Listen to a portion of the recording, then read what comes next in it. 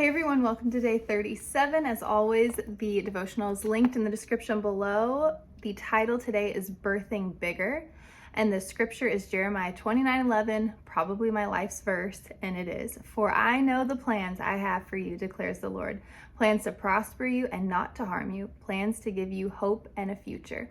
And the devotional says, babies come out crying because they're mad. They've not known anything other than the comfortable warmth of the womb. The unfamiliar is almost always unwanted, at least initially. And there is nothing pretty about birthing. Even deliveries without the intense pain aren't pretty. They're beautiful, but they're not pretty. It's messy. Most things that matter are. But this is how the shift into higher purpose works. We get evicted from here and relocated there. God won't bless you here with what He has for you there. If He gave you a there blessing, you'd never move from here. You'd stay. So sometimes the reason God seems like He isn't answering your prayers is that the provision doesn't fit where you are. God isn't being mean, He's being a parent. You never learn how to walk unless you take forward steps. If you're always carried, or if everything comes to you, then you never find your legs. You never learn what it takes to get up from where you are and to get to where you could and should be.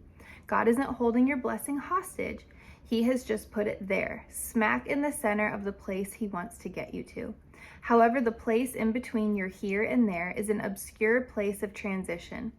God is intentionally moving you from the womb to the birth canal. It may be tight, dark, and uncomfortable, but you can't stay in the incubator forever. Embrace the shift. The best is on the other side of birth. Definitely more of a descriptive devotional today. But I like it, and I like that it uses the analogy of birth. When I pulled it up on my phone a little bit ago, I was looking up, I'd written this caption on Instagram. I shared it in a few other devotionals, how we lost our first daughter. And when she passed away, it was the hardest and the saddest thing, but it was also incredibly beautiful because even though I didn't birth my daughter, I birthed a new me, or a new me was birthed. And I loved that parallel where it was like all I wanted was to give birth to a real live baby and take her home and watch her grow and all the things. And I miss her. I miss her so much. Even though I have such a beautiful life, it's not a matter of a but, it's an and, where, oh, well, that happened, but now I have two beautiful children. Still gets me a little choked up.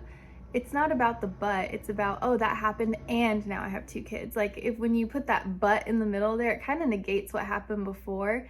But I just love that in the midst of heartache, in the midst of tragedy, in the midst of pain, in the midst of loss, where there was so much death, there was also new life birthed. It wasn't the new life that I thought it was gonna be. I thought Kellen and I were gonna have our baby girl. And there's nothing like leaving the hospital without your child. Like there's no feeling as terrible as that I can imagine. But something was birthed. Something new was birthed. It wasn't all death. And you know what was new birthed? A new me, a new husband, a new marriage. And then we went on to have two beautiful children that we have to this day. And so if you're in the midst of pain and struggle and loss and heartache and you're just going through it, I just want to encourage you that in that, getting to the other side of that, it will birth a new you. It will birth new things. And God truly, truly, truly does not leave pain. He trades it for purpose, you know? But that doesn't mean you don't have to go through the pain, but it won't be there forever.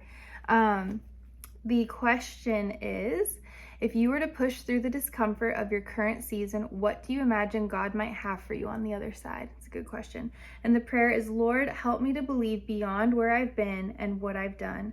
Move me from here to there. I'm built for this journey. And I also really liked when it said we get evicted from here and relocated to there. I mean, I think a lot of times we don't like where we are and we don't want to go there. We want to stay here.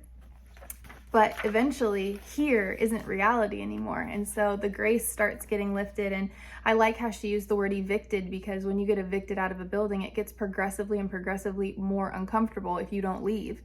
You know, maybe once you're evicted, maybe the lights go out, and then maybe they turn the water off, and then maybe like you have financed furniture and they start repossessing your furniture. Like eventually your life is going to get more and more uncomfortable until you surrender and embrace the process, embrace the shift, it says, and just say, okay, Lord, I'm not going to fight to stay here. I'm going to go there because that's where you called me. So anyways, that is it for today, and I'll see you tomorrow. Bye, guys.